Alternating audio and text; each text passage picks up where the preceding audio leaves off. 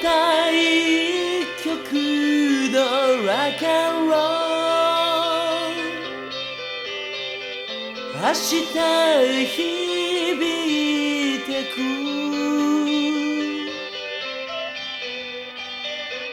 朝焼けの彼方へお前を遮るものは何もない I'm gonna move it today! The mountain! The galaxy! Listen to our podcast! It's Super Audio Robo Podcast Z! The show where we recommend you the finest mecha content for your cultural and artistic development! I'm Ark, that's Neff, and this is fucking Macross 7! Wow, that is the most spirited intro you've done so far. Like, wow. Thank you. Hopefully it's not the last. No, of course not. For real though, with this being the show that brought us the greatest music act of all time, Firebomber, I have to give 110% on introducing our topic for today. Yeah, which is understandable considering this is Macross 7 we're talking about. It's all about spirits and guts and all that. Well, mostly spirit. The power of music. Oh man, yeah, Macross 7 is quite an interesting one to talk about in all regards. Like this is such like a major turning point for the franchise when you like look back at like just the entire kind of history of Macross as a whole. Because of just how much like the original SDF Macross still has like a pretty huge foothold in people's mind as far as like nostalgic classic anime. Yeah. That and obviously with the you know how we've mentioned as much like the whole Harmony Gold situation like kind of fucking things up for decades, that like just so much of what came out in the wake of it was basically relegated to like stuff that you could only get from Japan, and if you were like deep into Macross, able to like get past that, you would be able to recognize that Macross 7 had a very distinct feel to it that signaled kind of the start of what Macross would truly become for basically from then until like the end of time. Yeah, like, the original Macross is an important show, but this is... Macross 7 is important for Macross in general, for what it would be. So, kind of as we always have to do when talking about these, we best get into the synopsis, given a background on what the hell Macross 7 is about, and this is how it goes. Following the events of the First Space War, humanity has undergone an effort to send out expeditionary fleets to all corners of the galaxy to ensure the species' continued survival. Giant oyster-shaped colonies towed by Macross-class ships are used to accomplish this goal. One of those fleets, the Macross 7, is in search of a new planet to settle when they come upon an enemy with ties back to the ancient times of the protoculture. And the ones that get them through this crisis is a rock band whose only concern is making everyone listen to their song. In Macross 7, the greatest power in the whole universe is song. And that is not an exaggeration. The power of music it's everything. It's literally everything. Yes. Also not joking when the rock band's only concern, or at least the front man's only concern, is making everyone listen to their song. Yeah, this is a mecha anime about music. More than it ever was even in the original SDF Macross, even with like Lin Min Mei as a character and her music being like a hook that made the show stand out from its contemporaries in the 80s. To get into like some of the prehistory now, just talking about, you know, like what went into the events leading up to Macross 7 itself being made. Well, Macross 7 in particular marked the series' return to TV anime after 12 years following the original. Because, again, kind of as we discussed like in our overview episode, like after the original SDF, like you obviously had Do You Remember Love, which was a movie, and then also like Flashback 2012, which was kind of like a music video epilogue thing that was supposed to... That actually kind of ties in again to like the sort of lore and background, because it shows a very pivotal part of like humanity's history following the Space War, basically showing the first steps of what was talked about in the synopsis, humanity taking its first steps in like spreading itself across like the universe using like a big colony ship called the Mega Road, which went missing, but that didn't deter the rest of humanity from making more Mega Roads and eventually expeditionary fleets that you see in this and future entries to basically just send those out, and they have a lot more success. But then also there was like 2 OVAs. You know, there was Macross 2, which had no involvement from Studio Nue and is therefore considered non-canon, as well as Macross Plus, which was the official first real follow-up to Macross that was like kind of recognized as such. So 7 was basically kind of following from that already, but now it's like, yeah, Macross is back on TV after over a decade. That's a big deal. Yeah. And though while it's still, overseen and like owned by Studio Nue itself, it's like they weren't the ones handling the production and animation side of the thing. That would be done by Ashi Productions and directed by Tetsuro Amino. As far as like their other credits, like it's not really anything that's like has any connection to like other Macross or mecha anime in general. But at least but like even with like it being handled predominantly by a different studio, there were still key members from the original Macross that worked on 7 in pretty much like their same exact roles almost. Like, you would still have Haruhiko Mikomoto as, like, character designer. As much as you could tell, like, from looking at it that this is a 90s anime, you could still see some link from, like, the original Macross in the early 80s to 7, which was, like, 94, like, approaching the middle of the 90s. And you can kind of see how, like, that kind of look and design of the characters evolved while still feeling like, yes, these are still Macross characters. Mm-hmm. For mechanical designs, which you obviously need talented people to do that for a show like Macross. You still got Kazutaka Miyatake returning for mechanical designs on the various ships and alien vessels, and of course everyone's favorite Shoji Kawamori.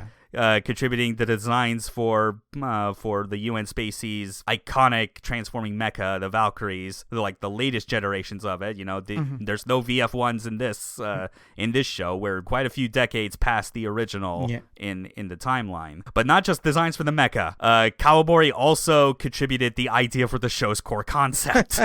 Basically, just threw the idea out there and left everyone else to put it together. Yeah. Before this entire thing. This is new to me. I didn't know he's the reason why Macross 7 is the way it is. Honestly, I totally believe it, because having seen a lot of the other stuff that he's done afterwards, especially as a fan of Aquarion, a super robot show that he directed in the mid-2000s, and its sequel series from like several years after, Shoji Kawamori really loves to get into like some wacky ideas that are taken deathly seriously. I can respect that. That is a talent of his that I think needs more recognition overall, like on the same level as his skills as a mecha designer. Because like as we have said as much, this is a mecha anime about music. Granted, Macross as a series overall has always placed an emphasis on music and virtual performers as a means to like differentiate itself from its contemporaries, both mecha and like anime in general. You had Lin Min-mei as like the originator of the whole concept, and then like Macross Plus had like its own like in-universe music act, Sharon Apple, which did it in a different way compared to like Min-mei herself, like because it was more like I'm going to give a brief description for people that have not like watched Plus or have no familiarity with like Sharon Apple like in Macross Plus itself and how it ties in as like a in-universe music act. Imagine if someone was like using Hatsune Miku to like perform in their place like in live concerts, and then someone decided to install an AI chip and make Hatsune Miku sentient. Yeah, that's a good way to put it, actually.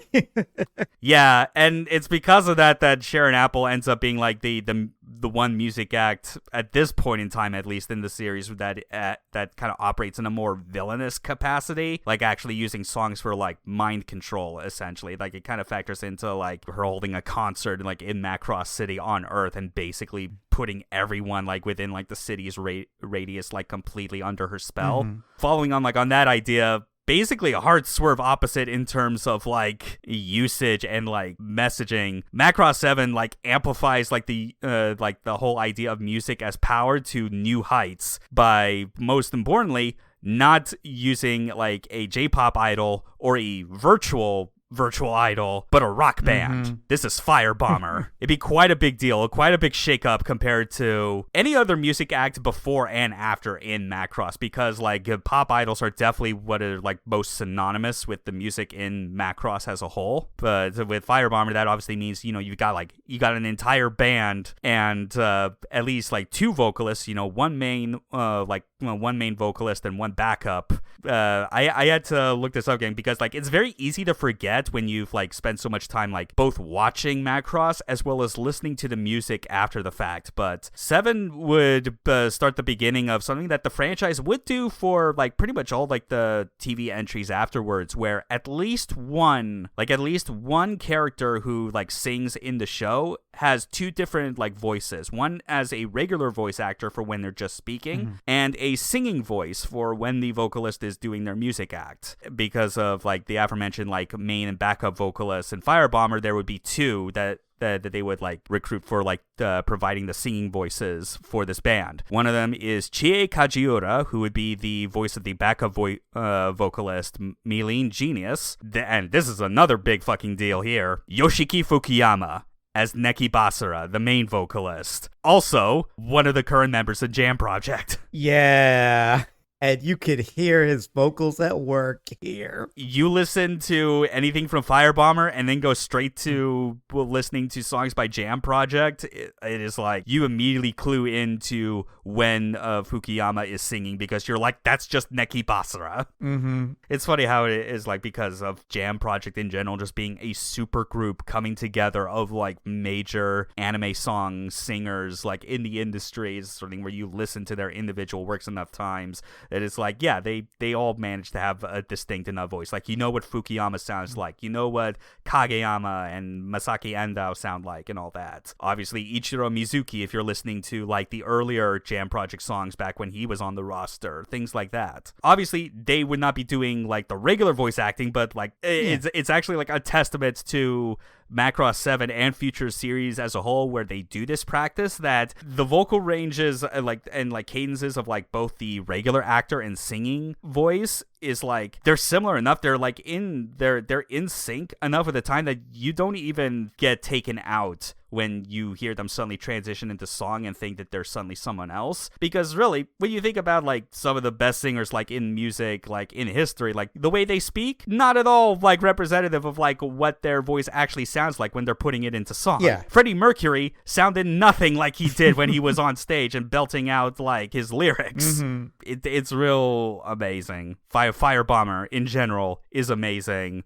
Like their music and everything. Like this would be for the longest time my favorite music act in all of Macross. At least until Delta, when like after enough time I was like, yeah, no, Valkyrie is the best. but that's for like another time. Yeah. At the very least, Firebomber being a major draw of the show played into a key aspect of the show's theme, basically exploring the concept of music as power, to the point where the main music act of Macross 7, the fucking rock band partakes in battles with their own Valkyries where they fight solely with music. No machine guns, no missiles. Literally just music. This show is it has a theme and it sticks to that theme really hard. It's always been an interesting thing looking at like kind of like the core idea and like broad theme of Macross as a whole, because if you look at like the original Macross, you could definitely look at like its core theme and kind of identify it to like a very specific idea, and that idea was culture shock. Yeah. You know, because of the Zentradi not having any idea or like concept of like what human culture is like, especially music. But like it obviously makes sense that kind of at the end of it, especially during Do You Remember Love, that music was the ultimate thing that like stopped the war, saved humanity, and even like showed the Zentradi that there was like another path to go through life that wasn't just waging war for the sake of it. It's always been the sort of thing where I've definitely seen people like argue just like in bad faith or just like not understand in the slightest that music was always like a core idea of Macross from the very beginning. Yes, obviously culture shock was an important factor of the original Macross, but I would argue that that is a kind of theme with like enough specifics to it that you can't really repeat that as like the exact same kind of like concept for a sequel show. Like the kind of broad theme that you have to define your series behind has to be something that is like so open that you can interpret the idea of it in a number of different ways and like its usage. And I think that's something where music as power becoming like the core theme of Macross from this point on is where like, yeah, this is why I say 7 is basically the turning point.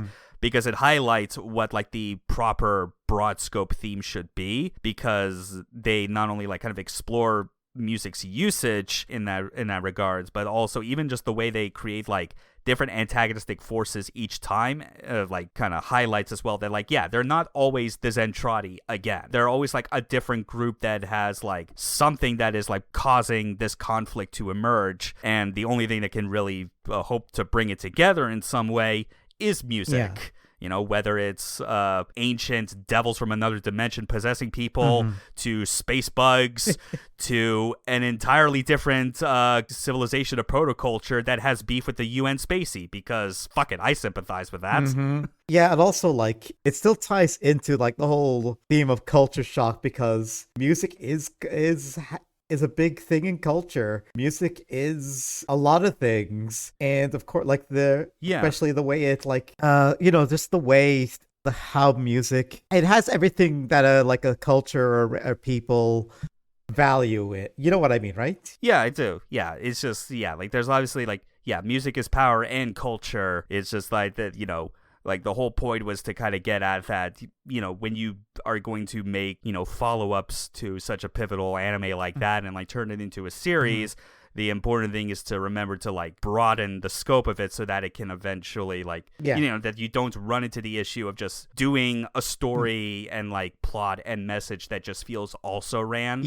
from what came before. Yeah, then it would just be the same. And Macross has definitely avoided that pitfall, I would say. Yeah, it hasn't like repeated itself and just done it again and again. Yeah, that was just like the turning point for 7, showing that music has all kinds of effects on anyone, be they friend or enemy. And so like when it came time for the show to finally grace audiences on Japanese television, it would air for a staggering 49 fucking episodes.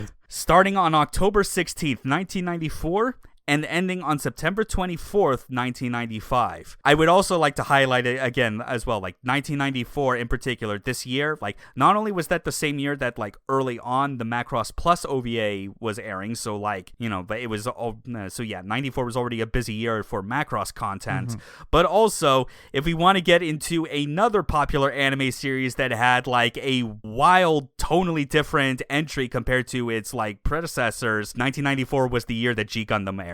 When you think about it, both shows have a lot in common in a way. Yeah, they're quite a bit more embracing of like more super over the top thematics and like super robot concepts. Although I guess in the case of G Gundam, I would actually qualify it is 100% a super robot show. 7, I think, still kind of falls into being like a real robot show, just because it is like because of just how everyone else operates, like Valkyries and things like that. It's really just the main characters that get like the music powered like Valkyries that are piloted with their own fucking instruments. Yeah, it's only them. Like everybody else is kind of a lot more grounded in a way. Whereas G Gundam, it's like fucking every nation has a Gundam and they're capable of the most insane bullshit ever. And it rules. I don't care what anyone says. It's awesome. That said, though, for as long as it was, Macross 7 was quite popular, and that popularity actually gave way to, like, theatrical episode and, like, additional OVAs. Like, the initial OVAs were kind of more in the same vein of, like, have you ever watched the anime where, like, especially if you get, like, the DVD or Blu-ray release, maybe especially Blu-rays lately, where it is, like, the studio, I guess, they weren't able to like fit an episode or two into like the regular TV runtime, but they had like the budget to basically put together an additional TV style episode or two as like a bonus. Yeah. Like Macross 7 basically had that. You had something that basically fit the exact same runtime, but just did not slot in at any point in the original like episode length. But like, a more important OVA was an actual sequel series for Macross's 15th anniversary at the time, in 97, called Macross Dynamite 7, which is significantly shorter, as you would imagine. It's an OVA, it's only a few episodes, but, I mean, for fuck's sake, like, it's Macross 7, it's more Firebomber, which means you get even more fantastic Firebomber music. Yeah. But ultimately, this show's legacy lies in Firebomber itself. Like, it cannot be stated enough how much it is like, whenever Macross 7 gets featured in anything, whether it's in like greater Macross media or in other instances, like say everyone's favorite video game franchise that we mention almost every fucking episode of this podcast, Super Robot Wars. If there's a bingo, you might as well just put that on the middle space, because we're gonna mention it constantly. Yes, but at least with Firebomber, like, it's always been the sort of thing where, like, I always remember hearing mentioned as sort of like either it was confirmed true or just an exaggeration in order to highlight just how expensive, like, an undertaking putting together a huge roster of, like, these mecha franchises in Super Robot Wars is. The cost of Firebomber itself is apparently, I guess, like, licensing out their songs is more than just licensing out the original Macross 7 itself, because music rights in Japan are a big fucking deal in a way that, like, kind of belies any sort of sense compared to, I feel, how the rest of the world would approach it. Yeah, it is a nightmare. There is a reason you don't see Macross 7 as often in Super Robot games. Even in Macross video games that feature them, it's like you're not even able to get to like the full versions of like those songs. I mean, even then, I feel like especially with like vocals, like you can get away to an extent with like kind of shitty MIDI covers that only loop after like a minute and a half. But even for stuff that like has like actual lyrics, when they do have that, the sample that they have to give is just so small because being able to fit in the entire just one Firebomber song would cost as much as like 10 animes or some shit. I don't fucking know. It's ridiculous. It's a bit ridiculous. But when the band's music is this good and this memorable, I guess, yeah, you better fucking like value that as high as you can. Because Firebomber itself still puts out new singles and compilation albums at like random intermittent points as the years go on. Even last year, a new single from Firebomber was released because last year was the 30th anniversary of Macross 7. One of my favorite kind of theories to run with is that obviously in real life, Yoshiki Fukuyama is obviously very busy because, you know, he does stuff for Firebomber when he has the time. He does stuff for Jam Project. He also has his own personal band, Hummingbird. And I'm pretty sure Chie Kajiura also has like her own music acts that are independent from Firebomber, so that's like a lot of coordination. But I like to think that the reason why you occasionally get new Firebomber stuff, but not with any regularity, is because in universe, Firebomber is just going around the universe doing whatever. Mostly just Neki Basra. Basra is just fucking off, just like wandering the galaxy. And then eventually, like when everyone is wondering, man, where did those guys go? They just shadow drop like a new single and everyone goes apeshit for it. Yeah, it works. I guess it still works, and it's in universe and out of universe. Yeah, it worked for me. That single last year was fucking awesome. It was like they never left. Like, that's the prehistory. That's kind of like the setup for like what Macross 7 is, kind of like what went into making it, the time that it was released in, kind of like the core theme that it is trying to push for. So in this show that seems predominantly about music, we might as well talk about the robots, because some of these robots at least have to do with conveying that music. Yeah, so we got a few Valkyries. Like, this is a very important thing to note, that like when compared to the original SDF Macross, pretty much the UN Spacey only had like really one type of Valkyrie, and that was the original VF1. By this point, though, you know, roughly 3 decades after the original Space War, advances in technology in universe have progressed a lot, that there are now like multiple different Valkyrie models depending on like different like capabilities and usage, some of which are like explicitly building off of like various models that were in their prototype phase during Macross Plus.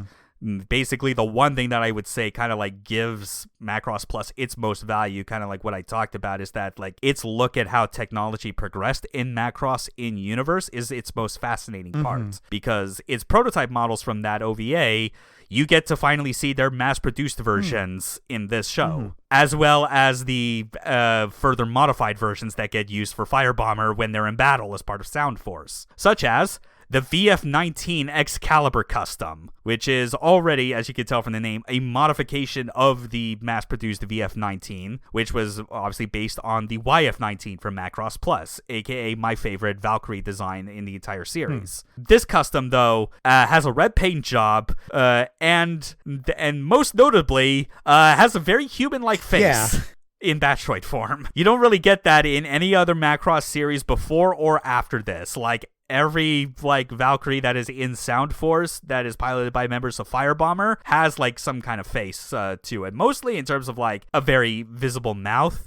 Pretty much is the common thing I think across all of them. There's like the spites, the red paint job, and like the other accessorizing to make it look like it's from a different show. No, technically, it is not a super robot. It still operates under the same mechanisms as all other Valkyries. It's just piloted by Neki Basara in Sound Force. Yeah, and his music is his only weapon. That's all he needs. That's all he needs. He's a musician, and that's all he's gonna do. But other Valkyries that are part of Sound Force include the VF-11 Max L Thunderbolt Custom, which is a modification of a mass-produced Valkyrie that was shown all the way back in Plus, actually. Like, at the time of Macross Plus in the timeline, this was basically the UN Spacey's current-gen fighter jet, like, Valkyrie model, which was supposed to be succeeded by either the YF-19 or 21 based on, which performed more favorably. But this one, how it's modified is that it's got a light pink color scheme as well as a defined face. Again, it's a common theme. But like the pink color scheme is because this is obviously piloted by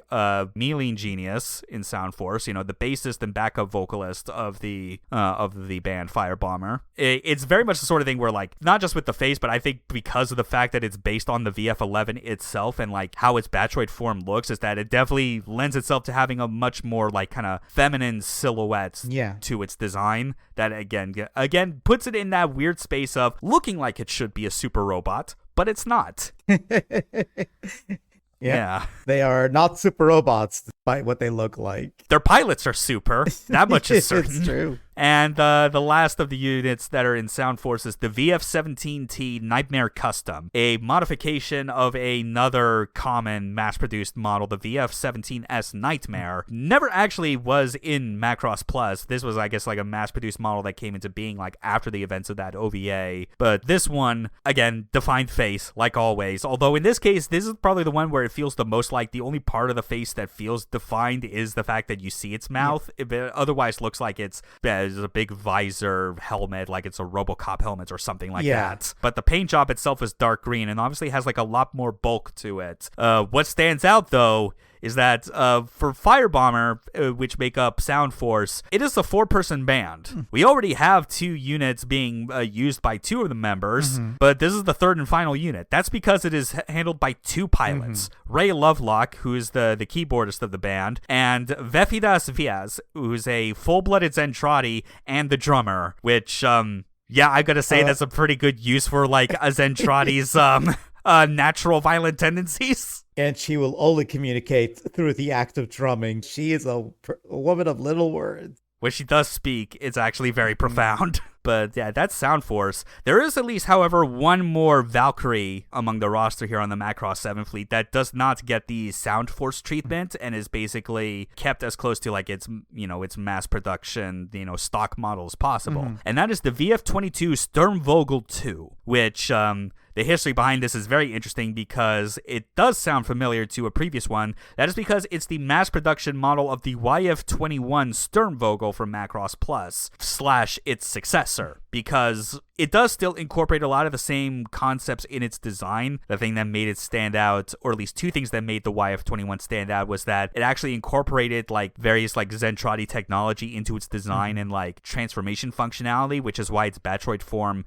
kind of looked like one of those like battle armors that the Zentradi would use in the original Macross, but it also used a brainwave controller for like its like piloting and navigation. I'm gonna say there's probably very good reason for why that those were scrapped, because those are very unconventional, and the last time anyone used that, they pushed it to the absolute brink of usability that it killed its pilot just to take down a fast as fuck like automated drone. So that's why we have the VF-22, which is, it's just the Sturmvogel except it's the second version and has a more traditional control method and like limiters in place, so that no one ever gets the bright idea to repeat that stupid mistake ever again. And this is basically the unit where you see like a lot of other major characters using throughout the show. Like anyone that's not part of Firebomber, more often than not, this is what they're going to be piloting, which I think is a nice touch considering one of our main characters that pilots a Sturmvogel too, versus Basara, who pilots a modified version of the VF-19. It's a bit like that Isamu and Gold rivalry from Plus kind of brought back again, but not as toxic. Maybe it's not as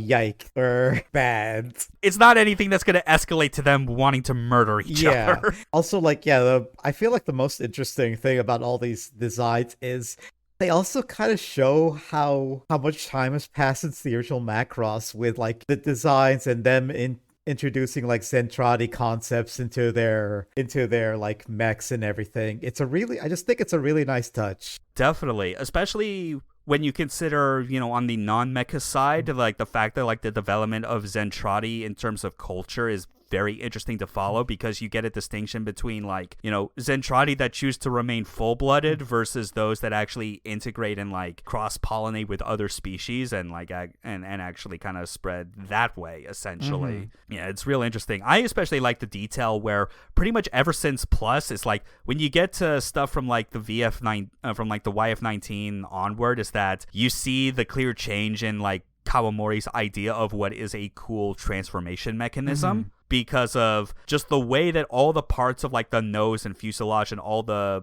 other aspects of a fighter jet fold in on itself to create like a more natural robot looking like silhouette in Batroid form. Because you remember the VF1 and how it turns into Batroid. It's like the fighter jet body basically just like folds itself in half. And even the VF-11 still carries on that tradition in its design, is the idea, which is why the technology advancements that were being shown off, as early as Plus, were like so interesting to me. That said, though, there are a few other mecha to get into, and those are on the side of our antagonist, the Proto-Devil, or Devilin. All right, I always forget.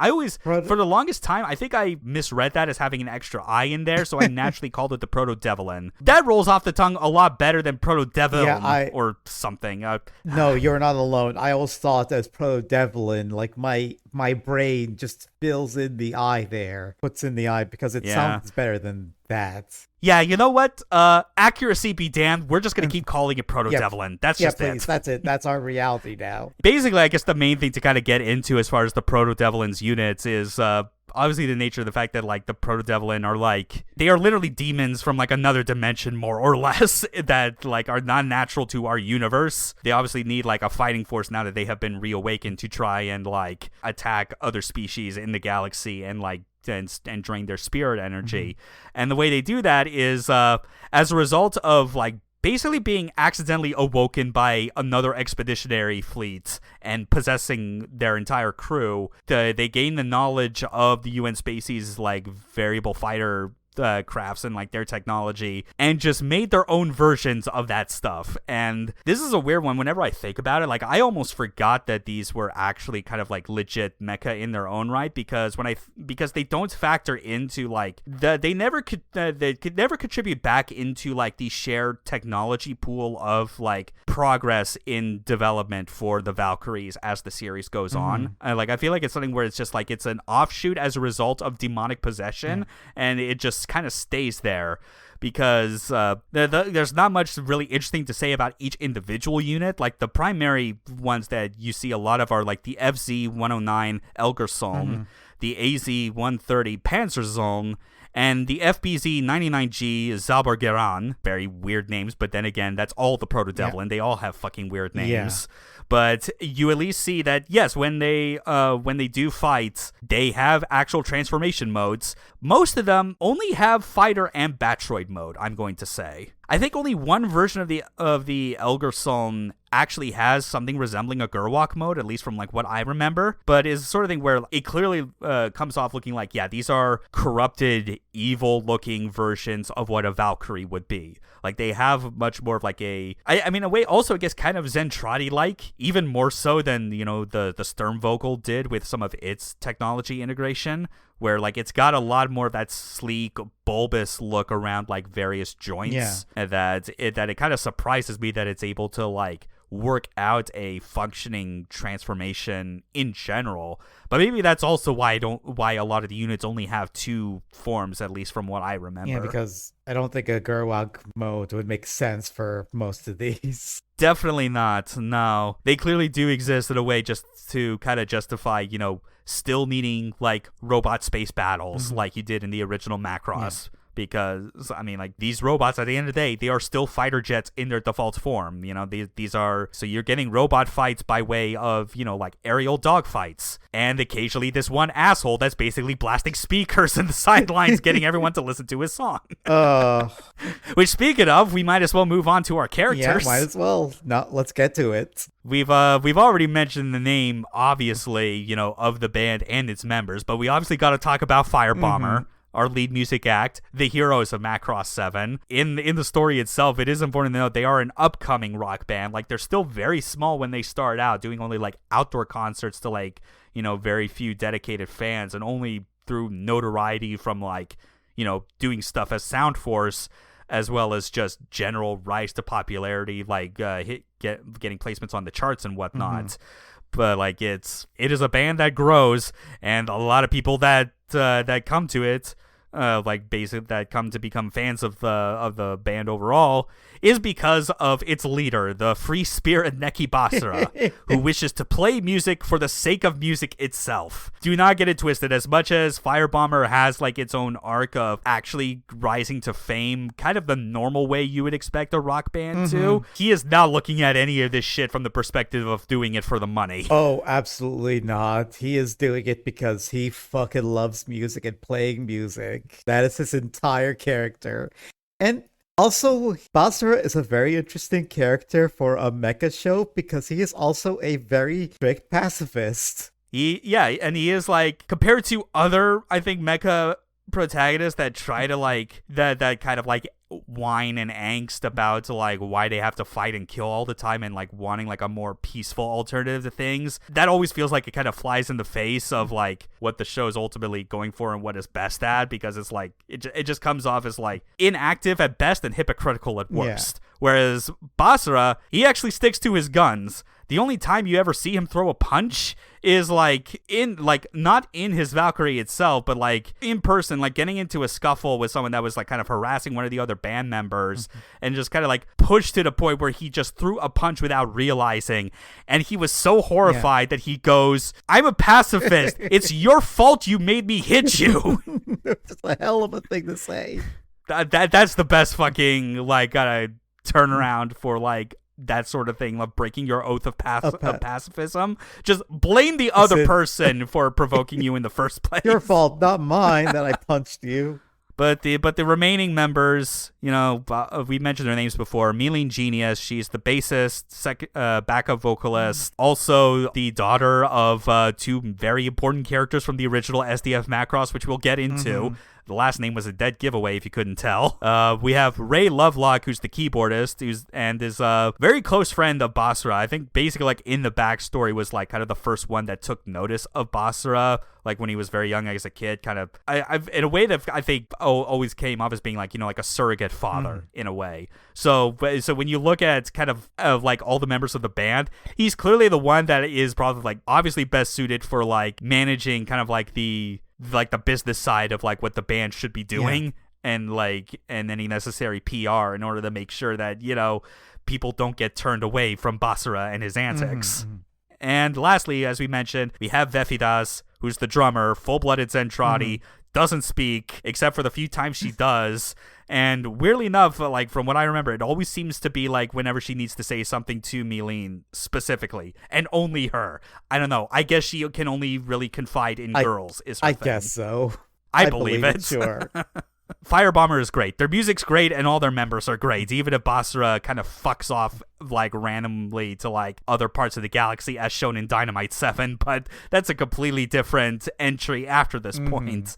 But our other major characters on the 7 fleet, we have Gamlen Kizaki, a pilot of Diamond Squadron, who is often at odds with Neki Basara due to the latter's constant obstructions during battles.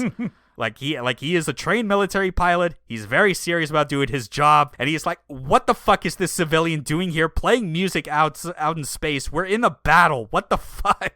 Also, this is the guy this guy is voiced by the man that would later be Dio in the David Productions JoJo's Bizarre Adventure anime. Yeah, he is voiced by well, you already, if you know Dio, you know his voice. And also not the last time that we're going to bring up the fact that Dio's voice actor has played a character in various mecha anime. There's at least one more on our list way down the line. But yeah, we obviously got to clear. Sorry, Takahito Koyasu. That was his name. Fantastic voice actor, especially when he's angry. Oh yeah. But that said, though, like besides the fact that he obviously does not like Basara to start because of his constant obstructions, he does get better over time, and the start of it comes from him getting set up for an arranged marriage with Milene, and in effect basically creating the show's like primary love triangle, because as this is Macross, you gotta have a love triangle. Although, if I have to say something that is like a point against Macross 7 in this case, aside from the obvious one, which we'll get into as far as why we recommend it, I do not think the idea that the winner of the love triangle being Basara and Milene is the right call. I think this is the only time when the love triangle actually makes the wrong choice, as opposed to all the other times when they actually make the smart, correct choice. Hikaru and Misa? Obvious. Yeah. That makes sense. Frontier and Delta, I already know what those are. Those are obviously correct as well. This one, we've said as much about Basara. That man has only one love, and that is music. Yeah, that he is very, I would in fact call him very ace-coded, if you will. I don't think that man cares about romance. Yeah, I can agree with that. Like, Milene obviously has romantic feelings for Basara. That much is certain. Like, that's why she's always like so frustrated with like his antics, because she just wants to get to know him better and hopefully like form something meaningful there as far as a connection.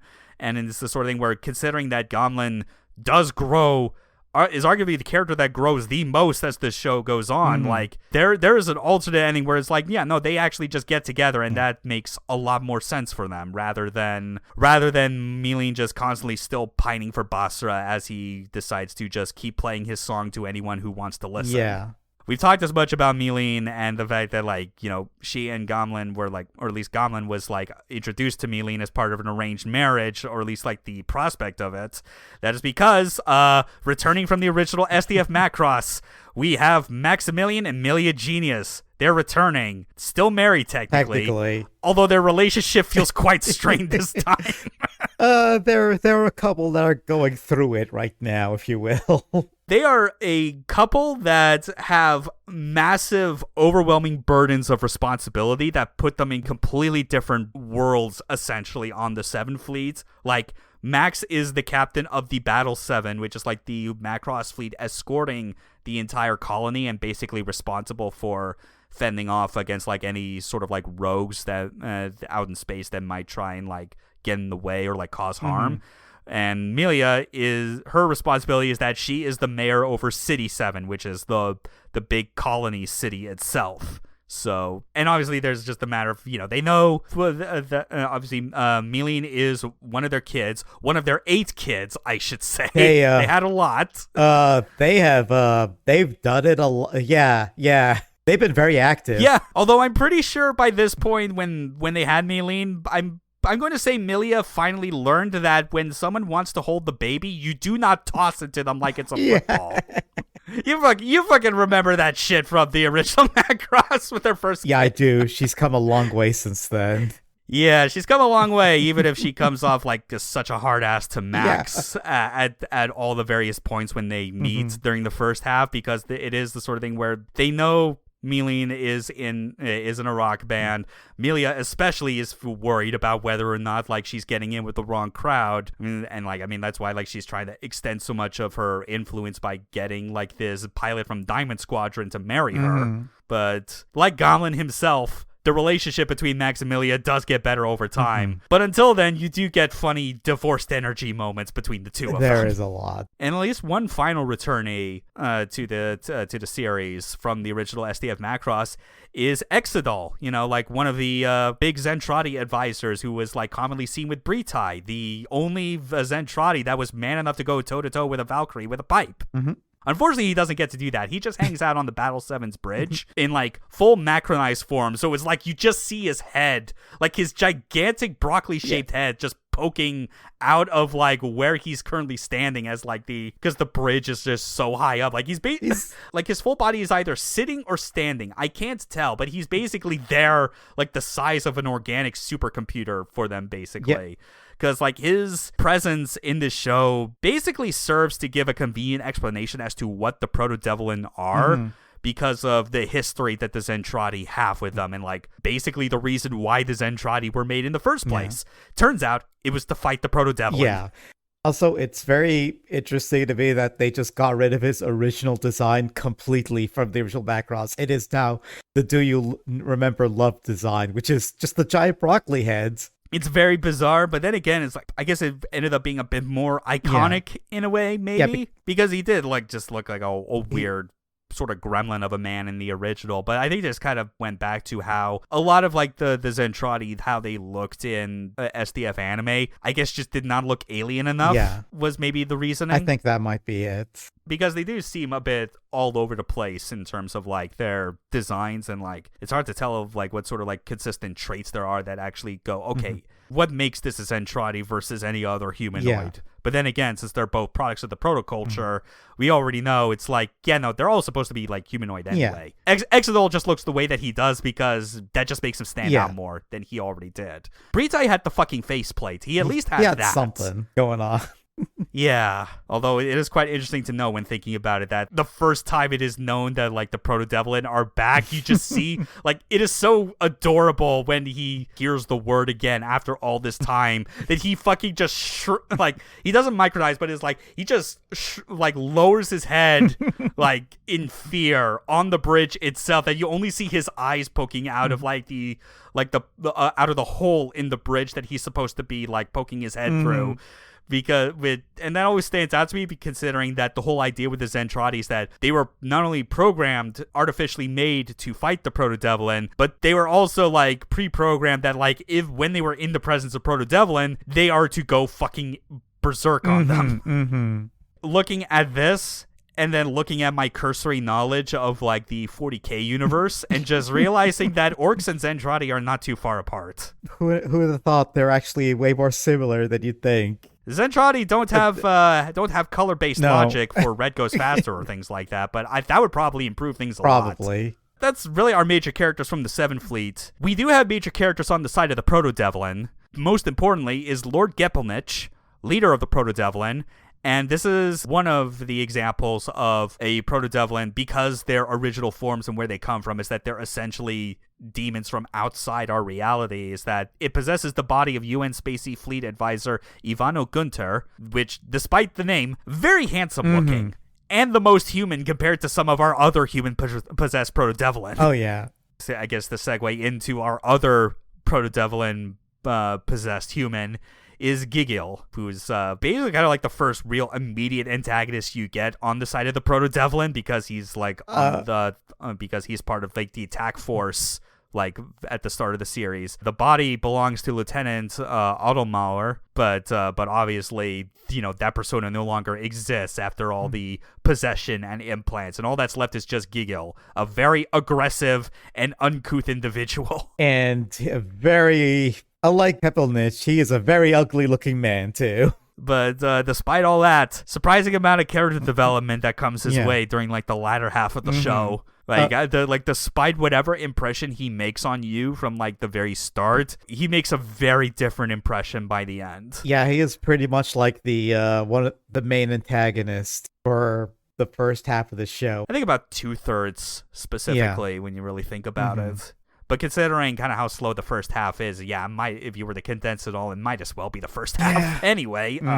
But remaining Proto-Devlin, like part of like what makes Gigil's character like a lot more interesting as it goes on is because of another proto-devlin known as Civil, and this is one where she is not a proto-devlin that possesses a human body. She is actually just a full body one that was basically in stasis for a long time, and Gigil's like entire motive from the very beginning is to like take enough spiricha, the spirit energy from humans, basically like all living things in the universe really, and transfer it to Civil so that it would give her the energy to wake up from her stasis. And her form is, very feminine. It's kind of an annoying scream. Oh yeah. But also grows an attachment to Basara strangely as it goes on, because she goes wild when she's first awoken, because it's like she got all the spiricha to get her out of stasis. Now she needs more and is somehow more threatening than all the other proto-devlin like attack forces up to that point. But Basra makes a strange impression on her, of all things. That's just the power of music, baby. And then the last of the recognizable proto-devlin characters is Gavil, who is much like Civil. It is not a proto-devlin that possesses a human body. Instead, you see it in its original true body. And the thing that like kind of brings it about initially is that there's like this other proto-devlin that like is not nearly as important, but I'll at least mention the name. It's Glavil, which is like, it's just a giant, ugly kaiju of a beast that kind of goes that loses more and more control as it goes on, that Gavil basically has to be brought in to like fuse with it in order to like kind of bring it under control. It has definitely got like bird-like influences in his design. I can see. Like, part of it was almost making me think of like Sirene from Devilman, except that obviously is like, that's a more female form and also very different in other ways. I can kind of see it with the wings and the bird feathers and everything. Yeah, even the hair is very poofy, like it's a tuft of feathers. That said, though, he is very obsessed with beauty to the point that he has to make mention of it in all of his dialogue. He will let you know. I don't know what's more annoying, Civil's scream or Gavil shouting "Bee!" Oh, he will tell you about beauty every time he's on screen. I don't. Yeah. Oh, it's so bad. Well, it's not bad, but it is so... It's annoying. It is too much. It's too much.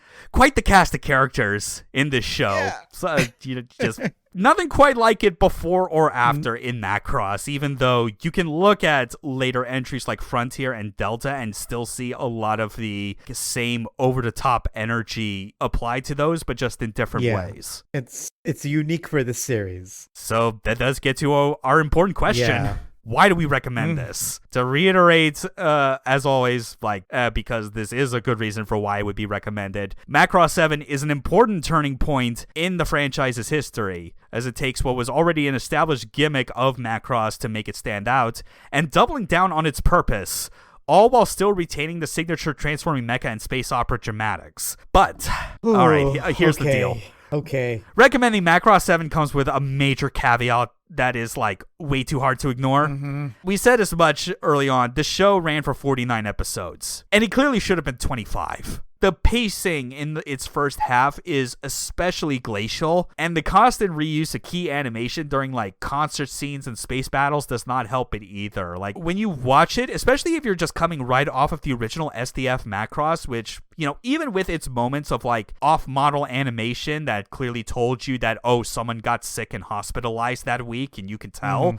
Like, this is a weird case where like lots of the show ends up feeling even more cheap and than the original SDF did, because at least OG Macross, it never was a show that like you look at and you could like identify being like, oh, this is a show that has like these sort of like key stock animations that they just reuse every time or things like that, or at least not in the way that was like super obvious. In 7 though, you could feel it a lot more during the first half, and I think that's just a case of like they really overestimated how many episodes a story like Macross 7 really needed. And I think the fact that Frontier and Delta are in the 25 episode range, more or less, is kind of proof that like, that was a case of them learning from this mistake. Yeah, so I personally feel like a lot of 50 episode anime kind of stretch out a little too much, and they should be like shorter, cut a few more episodes.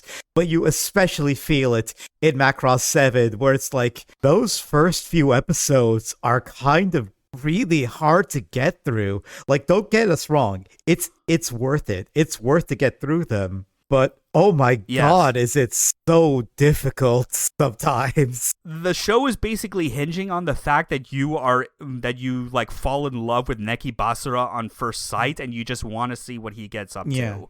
But where credit is due, like there is a point as the story goes on where like once the primary conflict is fully understood to everyone and like there is a clear plan in place on how to deal with it, you notice immediately the pacing pick up. And as soon as it picks up, it does not stop until the end. Yeah, like there is definitely a point where it just things actually happen, because the problem with those first few episodes, it feels like nothing is happening. Nothing is progressing. It's just the same repeat stuff of like, oh, there's a battle happening outside. Basara goes out to play his music, and it's like this is somehow less engaging than the monster of the week on like Super Sentai. Like it's so little that actually happens meaningfully. You know, at least episodes in those shows usually have like some kind of like sub episode like theme or like idea that it runs with that ties into it. But Seven doesn't really have that. It's just kind of spinning its wheels for like 20 plus episodes or something like that. Yeah. Also, I think. But I think also when you with most real robot shows, like you're kind of expecting a plot or something that just ties everything together, and there's really not for most of it. Yeah, Super Robot, like it's the sort of thing where like it would make more sense for a show that like was willing to go the full distance in like adhering to those Super Robot anime traditions. Whereas like Real Robot is like way more like the expectation ever since Gundam is that it is extremely narrative focused and things always have to move forward instead of reverting to like a status quo at the end of each episode. That said though, despite our critiques about the first half and the second half being absolutely goddamn amazing and life changing, there is an alternate way to get the Macross 7 story that, you know, while not a full replacement, definitely helps give you like the general sense of like what it is about without having to sit through like all of like that slow pacing and filler. In 2012, as part of Macross's 30th anniversary that at the time, and also during the latter stage of Macross Frontier's popularity, because Frontier was fucking everywhere from like the late 2000s to early 2010s, a compilation about movie about Macross 7 was released titled Macross FB7 Galaxy Flow Soul. Listen to my song. Yes, that is the full translated English title. I admit, for the longest time, I constantly forgot about the Galaxy Flow Soul part. I think the title could do a bit without it. Concept behind it is that it is a non-canon episode in which the Frontier cast stumble upon a series of VHS tapes containing footage of what happened to Firebomber and the Macross 7 fleet, and proceed to watch it, thereby getting the gist of what the fuck happened in the Macross 7 anime. Yes, it's a very silly conceit, but it does tie into the fact that multiple characters in Frontier cite Firebomber as their favorite band. Ozma Lee, the leader of Skull Squadron in SMS, literally has attack formations that he just names after Firebomber songs. Like you said, it's not a full replacement. It's really abridged. It leaves out a lot of character development, but it is a way to experience the show. Yeah, because an interesting detail, by Shoji Kawamori's own admission, as we said before, it was created to celebrate Macross's 30th anniversary, but it was also because he wanted to get a new generation of anime viewers to become aware of Macross 7 and seek it out, while knowing full well that, 49 episodes was a lot. We shouldn't have done that. Even they know. But also, at the same time, like, I think if you were to, like, do the actual proper compilation movie routes, because this is a compilation movie by way of feeling like a super extended music video, because there's Firebomber music over the entire thing, basically, as all the footage is showing. But, like, if it were to be, like, a proper compilation movie project, it would probably have needed to be, like, 2 movies or something just to get every meaningful piece of, like, character development and story details in there. Yeah. But the idea, at least, behind its creation is that if you watch FB7 and what is shown in the condensed version intrigues you, watch the full anime at a later time and at your own pace. Yeah. There is obviously the problem of like year-long running anime that can feel like it's not very deserving of that episode count because it stretches itself too thin. But at the same time, I also feel like that there can be value sometimes in just having something that you can watch, as long as you are in the mindset that not everything needs to be like marathoned in an entire weekend. You know, 'cause some shows like this can be fine if you're just approaching it at a reasonable pace where you just do like a few episodes and just let things digest and settle for a while and not be in such a rush to see the end. Yeah. Also, I'd say, like, I wouldn't say this for all shows, but hey, Ark, if I say it's okay to skip at least like one or two episodes or a few episodes in the beginning, what would you think about that? Or do you think that's too much? Do you think they should still watch it, those few for like the beginning parts of Macross 7? I think the first episode is still important to watch, just to like see it establish Firebomber, because that opening concert scene is like it sells you everything you need to know about what Neki Basara is as a person. Yeah. It's just everything after that. I guess the way you could look at it is like you could watch FB7 first, and then once you take notice of the major moments where they start, where you see the plot actually starting to pick up, you identify which episode it is that was featured in, and then you just start from there. I think that's a fair way to do it too. Because again, with like most compilation or all compilation movie projects in general, they're never a true proper replacement. They should be like viewed as the sort of thing where you watch it because you want to get like the condensed version, like in a reasonable time frame, like the gist of what it's about, and then decide on your own afterwards if you want to like get the full story at a later time. And whichever approach you want to go with, be it the original TV show or FB7 or all this stuff, fortunately, because we are now in a world where the legal deadlock on the Macross series post-SDF has been lifted, the evil has been defeated. Fuck you, Franca Grama. Rest in piss. Let's fucking go. That means Macross 7 is now available to watch officially on Disney Plus and Hulu, which technically the former owns the latter, so I guess it's kind of the same. It's just, I guess it makes more sense for people if they just don't want to deal with like Disney Plus specifically, but they have Hulu. And this does include the FB7 if you want the compilation route. And also, this includes Dynamite 7, which means regardless of which version of the original Macross 7 story you get, if you want more Macross 7 stuff that takes place after that, definitely watch Dynamite 7. It's fucking great. Yeah, you are all so lucky you're living in a world where you can just easily watch Macross now. You have no idea how hard we had it before. You have to do a bit more work if you want to get a hold of SDF and Do You Remember Love, but I mean, that's just a small price to pay. Yeah, I think this is just pretty much all the major things we needed to go over with our recommendation and like how to go about it. It really is funny just thinking about how like leading up to this episode, I knew full well that like the why we recommend section for this episode is going to feel so weird.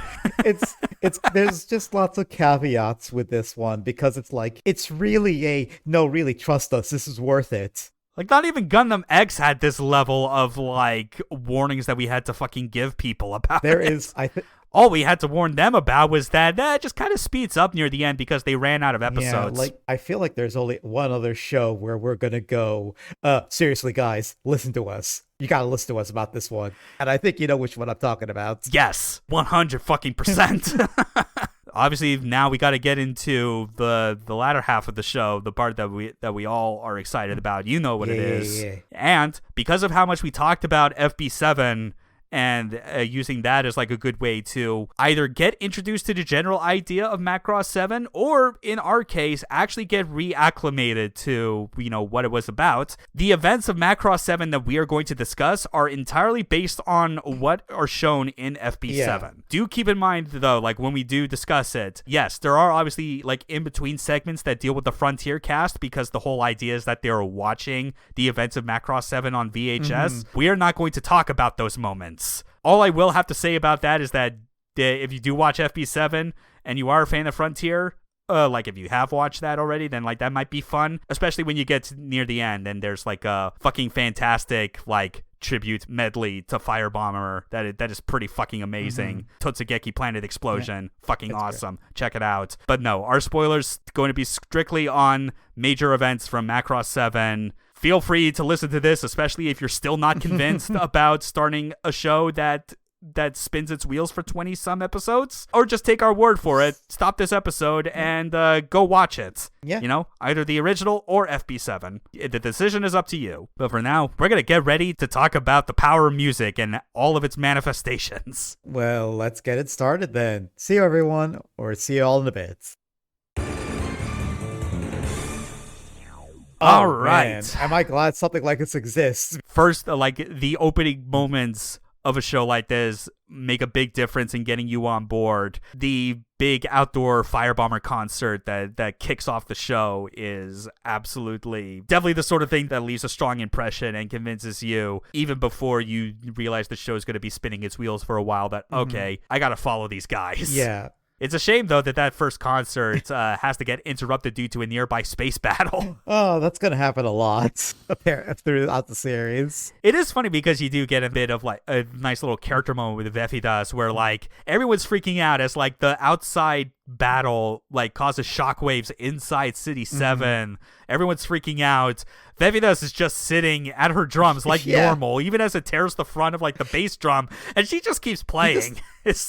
Even Ray acknowledges like, man, she's not fazed by this at all. Let's just keep playing. She doesn't give a shit. She just wants to keep playing her drums. I can respect that. And obviously that's just going to lead to the other part of Firebomber's introduction. Basra knows what's going on outside. He sees an opportunity to play his song for everyone to hear, even when they're in the middle of a battle. We are going to hear that song. If you were watching the series, you're going to hear that song a lot.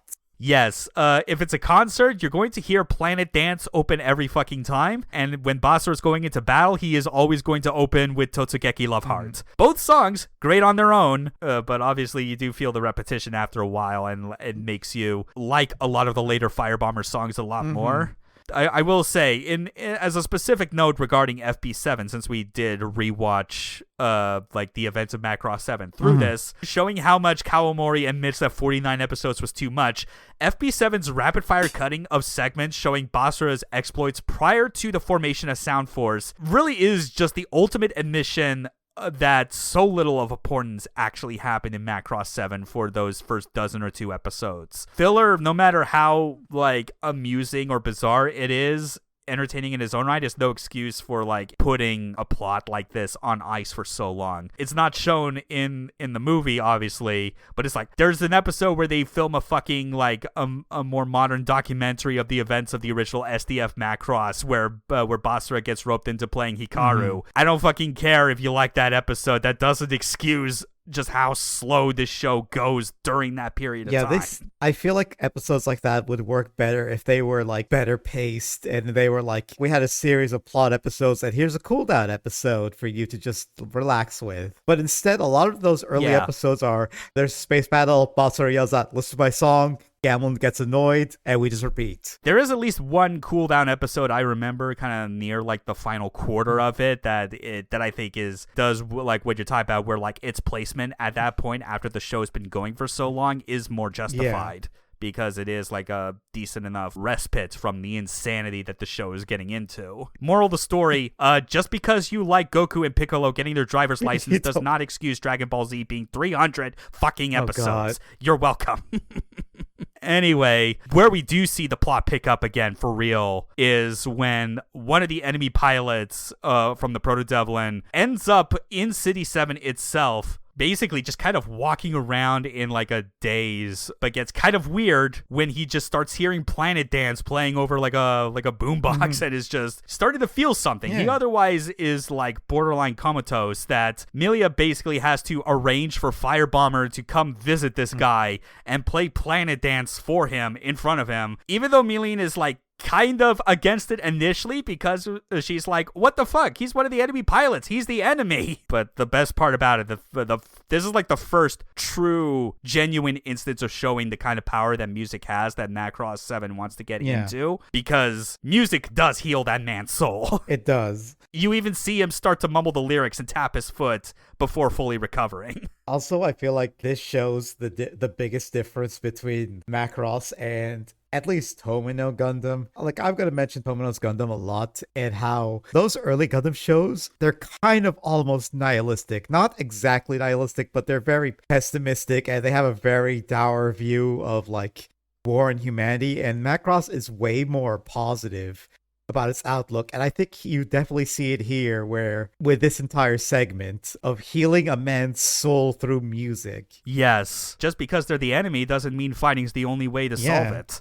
Like Basra says so himself. And even as this whole thing is happening, you're also getting like you also get introduced to like to a minor character, Dr. Chiba, who very clearly was a big Lin Min-mei fan and basically used that as his reasoning to like do scientific research into like songs as a powerful source of energy. Like he brings up like a name for like, I don't know if it's supposed to be like a book or a thesis dissertation of his, but it's called On the Psychological Effects of Songs and Their Role in the Recovery from Illness. At any point in our own reality, this would be dismissed as some homeopathic horseshit. But in Macross, you better fucking believe music is the best medicine. Yeah, only in Macross can something like this be like real and actually valuable. And that said, after, like, by this point, I do still remember as much, even from, like, the original anime. Like, even when you have, like, this moment come into play when Firebomber plays Planet Dance for, like, that one soldier and, like, heals his soul, and you're getting Dr. Chiba going on about, like, the idea of song energy and all this stuff. Because the plot had been spinning its wheels for so long, Giggle and his cronies had basically been doing a number on the citizens of City 7 because they had infiltrated it and caused like a scare throughout like the whole civilian populace of like quote unquote vampires, where like instead of sucking blood, they're sucking spiritua. Like that's what they're doing. That's what's causing the people to basically become like almost lifeless. All that spiritua that they were absorbing in the meantime was all what was needed to awaken Civil and bring about her debut battle, which goes quite hard compared to all other encounters from the Varuta soldiers. That's technically, I guess, what they're called because the Proto-Devlin's base of operations is in the Varuta system. Best I can describe it, for anyone that's watched Blue Comet SPT Laser, or at least knows like the gist of like the laser itself and its abilities, Civil goes full VMAX on everyone that is like trying to fight her, barreling through Valkyries, absorbing spiritua en masse, and like as an aside, I was always still like amused by the one pilot whose last word as like he blows up is shouting, "Woman!" It's the most that's your final words, man, my dude. That's what you're gonna scream out. I guess they die a spiritual death, but I don't know if they die. I don't know. Play Planet Dance Just for play him that and out. see what his first words are as soon as he recovers his soul. And then, of course, like, Basra shows up, and Civil's all like, out of a spirit. And the first thing Basra does is just starts singing really loudly at her face. I have to say, though, Basra yelling at a girl to stop running away and listen to his song can be seen as harassment. I don't care if you're a rock star. That is uncouth behavior, poor form. But at the same time, if any character best exemplifies the idea of becoming more of themselves over time, it's definitely Neki Basra. Yeah, he barely gets away with this. It's like, fine. You get a pass. And just the whole encounter with Civil gets to the point where like they eventually like meet face to face on City 7 itself outside of his Valkyrie. When you see it, it's like the most intense battle of like spiritual auras. Like Civil's VMAX like barrier versus Basra's spirit like music energy, and again it just a weird choice of words like just coming out of characters during this moment. Ecstasy. It's so weird. Is she like, you're not getting off on this, are you? I don't want to know if you are. No, just the whole, it is very clear because like they mentioned spiritua, but the important thing to note about like Civil when she mentions it, because like she doesn't really speak proper sentences really to start. She's just going on about spiritua because that's what she needs. But in Basra's case, it's a thing where she identifies it as anima spiritua, that which is a very important distinction that gets elaborated on as it goes on, because Basra's music is the key to like unlocking that type of spiritua that is like super coveted and valuable to the Proto-Devlin itself. This I do remember, like I was always glad to see this featured in FB7 itself, because you know after the scene of Planet Dance being played for the soldier to heal his soul, to Sound Force being formed, to Civil's debut battle, I distinctly recall being fully locked in, not able to stop watching, just having to get through to the end as soon as I could. When it came to the first big battle against Gepelnich, Sound Force is out in full force. Diamond Force, everyone in Battle 7 is fighting against like the big fleet of the Proto-Devlin above, like in orbit of a planet that if they win, which they do win the battle, the Macross 7 is actually able to land on. And thus, I mean, it doesn't turn out that way in the long run, but they try, settle on the planet itself. But you at least get to see the titular, like, the actual Macross 7, the Battle 7, enter its transformation for the first time during this. Like, this is a battle where everything is popping off. Yeah. Even Diamond Force's commander, who barely had much character to start with in the show and basically did not exist if you're only watching FP7, gets a big damn hero moment as he goes shirtless into his VF-22 and charges headfirst into the Proto-Devlin's main fleet. And not only did he go in shirtless, you hear him singing along with the song that's playing, and his final words as he blows up the enemy ship is, "Here's your love heart." In a charge through the core of the ship that felt very much like a huge homage to the final battle of Do You Remember Love. It's fucking amazing. It's like, okay, yeah, I'm locked in now. Fine, you've got me, show. You got me here. Like if you watch the show normally and you get to this point, congratulations. You deserve a big fucking medal.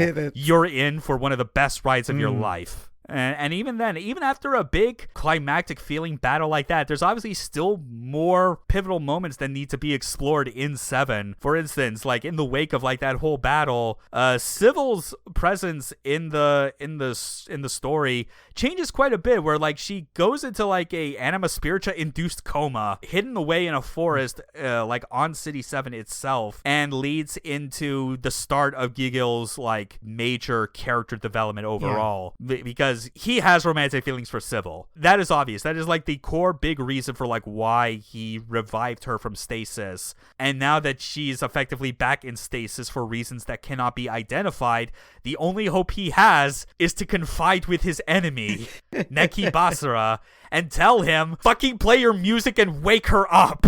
Like, before this, he was just nothing but the villain guy who just constantly shows up and, like, I guess causes trouble. And this time he's like, oh, there's actually more to this guy. He's still very violent and, like, hard to deal with because I cannot think of many moments that exemplify Basara's character quite like playing Submarine Streets to a comatose Civil at the behest of Giggle, getting beat up by Giggle as, she's not waking up, and still continuing to play the song even as his vocal delivery degrades. Like, this is such a good attention to detail that shows that there's had to be a lot of coordination between both Basara's regular voice actor and Fukuyama when they need to show that, Basara, when he's going to sing the song in this instance, it's not going to sound exactly like it does on the album. Like, it doesn't make sense for it to do that, or else it's going to sound fake. So, like, hearing just that voice crack and, like, crumble as, like, Basara is getting the shit beat out of him because he doesn't know any more than Giggle, like, what actually needs to be done to wake up Civil.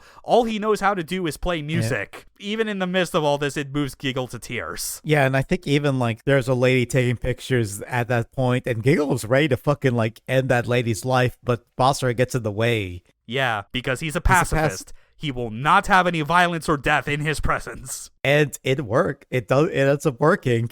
That's the thing in the end. Really powerful scene, which is only supplanted in its power, then power to the dream. A rock song so triumphant you would think Stan Bush would have performed it in the 80s.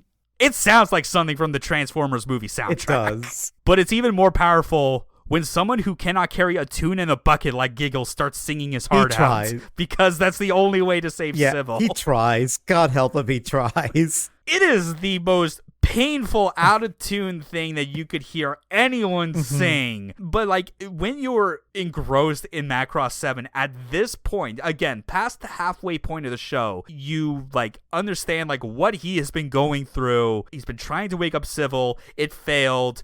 The government caught wind that Civil has been, like, spotted in City 7, and, like, they're now, like, holding her in a base to try and study and analyze. He's just so motivated by love to try and save her. No matter how bad it is, like, his singing voice is, the fact he gave the thought that Basra, his way of doing things and singing, doing music just for its sake, could be worth something, convinces him, I gotta try this. And Basra's impressed. He doesn't even care that it sounds awful. It's just the thought that matters to him. Yeah, he loves it. He's like, yeah, you get it, man. You get it. I'm going to join in too. Alas, Rip Giggle, even after he transforms, his love for Civil cost him his life and causing the entire planet he was on to void out, which brings an end to the Seven Fleet's time being planet-bound. Giggle's gone, but Civil isn't. You know, the show still has a lot more to do with, like, her character and, like, the continued, like, bizarre relationship between her and Basara, to the point where it's becoming clear as time goes on and on that, like, because she is such a extremely potent, like, spirit energy vampire, that you start to get the sense as things goes on that, like, she becomes, like, it's like a King of Midas golden touch type of thing, where it is like she is inadvertently causing Spiritia to drain at times when she doesn't want to. Even though it's like, Civil, I get it, you can't kiss through a space helmet, but that still doesn't stop you from absorbing Spiritia mouth to mouth. Please be careful. Yeah. It's a weird scene. Weird scene. She still managed to suck some energy through the helmet. And this is Basara's energy, by the way, but which, like, recovers from instantly because, again, in Civil's words, Anima Spiritia. It's key to all of this. Meanwhile, Macross 7 at this point has to remind you about Kawamori and everyone on the production team's feelings about huge military industrial complexes, and that is, fuck the UN, Spacey. Never expect them to make the right choice about anything. This is a series that makes it known how much it hates the entire concept of, like, a large military superpower, despite being a necessary evil in this universe. Because they basically, now that the threat of the Proto-Devlin is known, they just decide to use, like, the Seventh Fleet as the sacrificial lamb to buy time for hopefully a plan that's not actually going to work out in the end, because clearly the events of the First Space War taught them nothing. Yeah. It's definitely one of those things where, like, there's more character moments to be had in the wake of, like, this kind of verdict being given, particularly between Max and Milia, considering how much their relationship is so strained throughout the show, and FB7 is more about Firebomber itself. Like, in the grand scheme of characters. Nothing really from Gamlin, definitely nothing from, like, Milia and Max, but at least, like, when it's going over this moment in FB7, it's, like, usually, like, one of the more somber Firebomber songs, which I do appreciate. I do like that it is a rock band that is capable of putting out, like, quite a wide range of, like, songs with different types of energy to them. It's not always power to the dream, and as much as I love that song, that's probably a good thing. Definitely. You get stuff that is, like, you know, you get stuff like Submarine Street or, like, more quiet stuff like Light the Light, Remember 16. You even get some songs that where Milene is, like, headlining the vocals for them. Like, she's the one doing it solo, and it's got a very distinct feel to it. But yes, the UN Spacey's whole plan is, like, go back into, like, the base of operations of the Proto-Devlin and just nuke them from the inside. It might not work, but you have to do it anyway. Well, thanks, assholes. That said, when they do arrive, they do find that a whole lot of humans from previous expeditionary fleets are, like, basically being held in, like, in a tower of pods, like, in the center, that have, like, all had their spirits drained, and Basra starts instinctually, you know, as you'd expect, singing to restore their spiritia, before anyone realizes that Gepelnich has worked out an exploit involving that to farm spiritia from life forms after they have recovered it via songs almost instantly. It's basically a self-sustaining energy system that's cruel, but not too far off from the solution the Proto-Devlin end up on by the finale, as you'll find. So I always thought the spiritual training thing was kind of silly, but this is the first time when I saw it, I was like, oh, this is horrifying, actually. Oh, no. Having to constantly get your energy sucked and like that is not good. Yeah, because it is important that the Proto-Devlin, they use the term vampire early on when they're, like, attacking people in the middle of the night, like, for very good reason, because, like vampires, like, the only thing that can sustain their own life is other spirit energy. So it is getting to the question of, like, you know, as this goes on, music is powerful, but, like, is music really going to be the thing that could possibly solve this, much in the same way that, music ultimately solves all other major conflicts overall in the Macross series?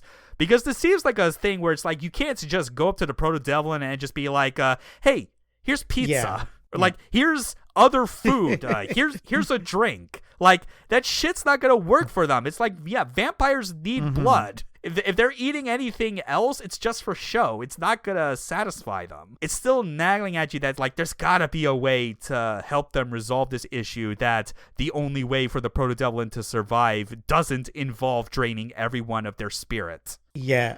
But as we're getting near the end, do you get that music is power in this anime? How about now when music is being used to bring Civil back from the dead? It's kind of corny, but it's also really endearing, just the way it hammers how the power of music.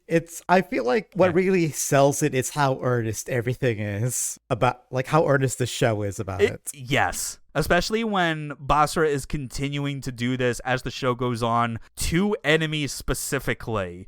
Like as he goes, it's like just because they're the enemy doesn't mean you have to fight them. Like it is literally an instinct for him, even though at this moment that it damn near costs him his life, because in the process it causes like Civil's like spiritual draining abilities to like activate instinctually and like put him on the brink of fucking death. Yeah, it's the sort of thing where the show tries to give you a scare where Civil realizes like the horrifying thing she's done and just says, Neki Basara is dead. Well, for a bit, anyways. For a bit, yeah. Like we said as much early on, but like it's a shame FB7 ignores Gamlen's entire character arc since he isn't really a part of Sound Force. But if you watched Macross 7, you know how absolutely beautiful it was to see him, of all people, start singing Planet Dance as a means to bring Basara back to life. And just shows that, man, Koyasu, he's got a damn good singing voice. Yeah, he really does it. Also, like, we kind of miss out on his best scene. Oh, yeah.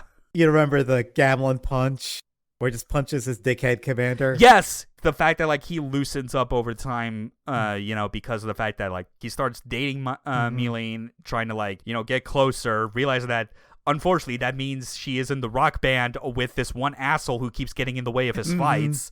And having other fun moments as the show goes on where you kind of realize that, oh yeah, he's such a straight-laced military guy that he doesn't even know what, like, popular music is these days. Like, he's kind of getting initiated to it as it goes on, that it really hits home a lot more when you get to the moment when Basara is on death's door and, like, he actually does what Basara would have done in a moment like this. Just starts singing. And Mylene starts singing joining in, as well as everyone else. And it gets him to wake up. To which he has like the best wake up line ever, where he goes, "What's wrong, everyone? You all look like someone just died or something." The most Basara thing to say, too. Yeah, it's just you know what his priorities are. And his priorities are going to be so laser focused that he will be like completely unaware to everything else around him. Also, like, at this point we see him fly off, but one thing we haven't mentioned, and it's not really important in the grand scheme of things, is throughout the entire series, there's a running gag with an unnamed girl trying to give Basara flowers, but something always comes up. And she did it. She finally gives him those flowers at the final moment. And you see those flowers in his cockpit for the rest of the finale. Just fastball special tosses that bouquet right to him as he's like paragliding down to his fire Valkyrie. It is a very triumphant moment because, again, this is like final episode. Like, this is everything is coming together. Also, like, what's not featured in here, because this has to do with characters that aren't part of Firebomber itself, is Max and Milia finally like reuniting again proper. I mean, again, they weren't divorced. They're still technically married this whole time, but they just living as if they were divorced, but finally getting over like the issues that were causing them to be like distant from each other, that you see them like in action in the final big space battle, piloting their own like blue and red colored like Sturmvogel 2s. Like it's pretty good when you see that. Just everything, the first big battle, like when the Seven Fleet is able to land planet side after winning it, is like pretty good. But this is the next one where this is the final battle that feels on the same scale as that to begin with, but then even more so as things become dire when Gepelnich causes a chain reaction of just fucking draining the entire universe of all of its spiritua, and nothing can stop it. If you want to talk about bringing everything home in a way where when you're in this final episode for the first time, your first inclination, much like, say, the finale of Tengen Toppa Gurren Lagann, you are so into it, and it is like emotionally powerful in all aspects that like whatever misgivings you may have had about specific episodes earlier in the run or specific arcs, all of those like melt away for that specific moment because you are in peak. Yeah, at this point you are feeling it, you are at max emotions, you are with the characters, you're invested in the scene, you're feeling the energy, and you're just filled with emotions in the best way. Yes, because this is, well, not the first time that the song Try Again plays. This final battle is where the song, I think, gets the most association from it, because even Basra cannot resist immediately. Like he succumbs to like the mass spiritual draining that is occurring during this battle. Even then, he's still able to pull out like from the brink, because you get a flashback that has occurred a few times earlier in the show if you watch it, where it's him as a kid with an acoustic guitar facing a mountain as he's standing in a grassy field, playing music to it. Because, in his words, as he thinks back to it, what was it about that mountain? When I was a kid, I'd sing at that mountain every day, convinced I could make it move. This is the origin of just his idea of like what it means for him to play music. Music's not a means to an end. Music is the means. It is the end. He does it because he thinks, like, he believes in his heart of hearts that music is the ultimate power that can move anything. Yeah. And like it's what is able to allow him to turn the tides of the entire battle. It's where the opening line for today's podcast episode actually came from, where I just took like his line that he shouts, his ultimate listen to my song, as he declares he's going to move the mountain and the galaxy. You have to be truly heartless to not feel anything from this moment. Completely lacking in spiritua in any way. Yak the culture to you. It's true, and you should say it. His line is raw as hell. I love it so much. That tells you everything you need to know about this character. Yeah, it is, again, the ultimate realization of a character just becoming more of themselves by the end. Basra went from 100% Basra to 1000% by the end of the show's runtime, and is like not just doing it alone, civil in her realization over the final few episodes that she feels guilty about draining spiritua and does not want to do this anymore. Joins in with Basra to stop Gepelnich from draining the entire universe dry. Both are singing Try Again. They are not letting up. They are both in sync. That in the end, even Gepelnich learned to sing. Basra truly did move the galaxy that day. Even he couldn't resist the power of song at the end. Especially because, as it turns out, the secret to anima spiritua, singing music, is actually the key to generating your own spiritua. You don't fucking need to steal others. Basra wins in the end. He proves it. Even against demonic entities from another dimension that like feed on the energy, the life force of like all organic things. Yeah, there is a way to like resolve things without just mutually assured destruction. Yeah.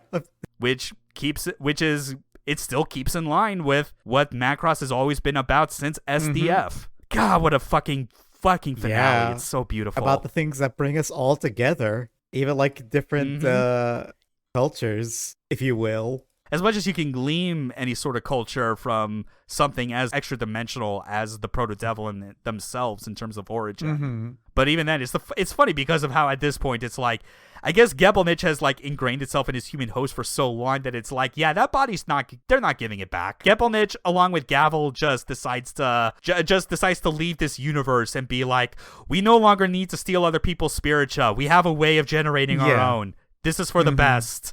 We're just out. Yep, Gepelnich, Gavel, Civil, they all leave. The galaxy is at peace. It is saved. Firebomber are the best. God bless you, Neki Basra. I hope you continue making songs, even now. no matter which ass end of the galaxy you fuck off to, even though it annoys the hell out of your bandmates, you do you. Follow your heart, damn it. And that goes for you too, audience. Follow your fucking heart, just like Basara is. That's Macross 7. What a show. What a wild ride. Even if it is like, even though it takes a while to get to the wild part, it's worth it in the end. It really is the sort of thing where, like, it's funny. If it did not end as strong as it did, this really would be one of those shows where I would put it in the, it's fine to skip category and just get, like, the cliff notes of it. Because, yes, in a way, Frontier and Delta absolutely do learn from the mistakes of 7 in terms of, like, how to properly pace out a show like this, as well as still stick to, like, the same gusto that it has for how awesome music is. But it's really important to, like, still look at Macross 7 and what it did to kind of and understand, like, why the rest of the series basically follows in this one show's footsteps. Yeah, this was still an important show, and it's still, not every part of it is good or holds up, but there is enough there where it's like, oh, this is still special. This entire show is still special and worth a watch, even with all its caveats. Yeah. Even if there are, like, some filler episodes that, may not be, like, that, they may be fun in their own rights, it still doesn't excuse, like, kind of like the pacing issues, especially if it's a filler episode from the first half.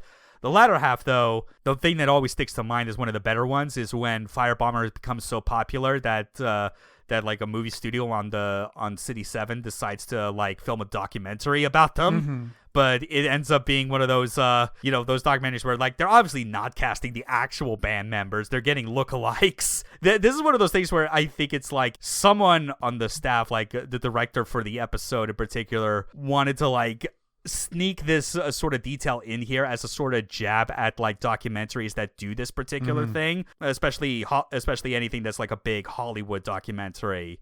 I guess we should mention one thing I guess we didn't really talk about when it came to the members of Firebomber, but Ray Lovelock is, like, dark-skinned. Yeah. But when it came to, like, the episode in the TV anime where they're, like, showing the dramatized documentary of, like, how Firebomber came to be, the lookalike that they got for like to play Ray Lovelock in, like, the documentary movie is clearly not the same skin tone.